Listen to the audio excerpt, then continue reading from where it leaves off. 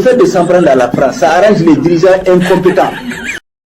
Tous les pays ont besoin les uns des autres. Et c'est dans la concertation que chacun se construit. Mais dire que la France n'est grande qu'à cause de l'Afrique, c'est faux. Sous Louis XIV, la France était la première puissance européenne. Les Français n'étaient pas en Afrique. Sous Napoléon, la France était la première puissance européenne. Les Français n'étaient pas en Afrique. L'Afrique est un appoint, mais ce n'est pas indispensable pour la France, parce que c'est une question de ressort interne de la société.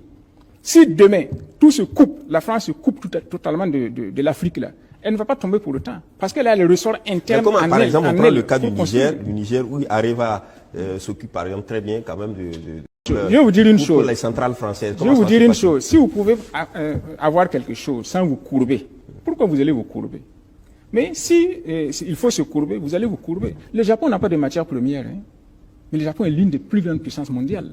Il ne faut pas trop surestimer notre Afrique, etc. Croire que sans elle, il n'y a rien. Non, les pays se débrouilleraient bien sans l'Afrique. Hein. Ça, il ne faut pas se le dire. C'est pour dire que ce n'est pas ceux qui sont là, s'exciter, etc., qui vont faire quelque chose face à un problème concret.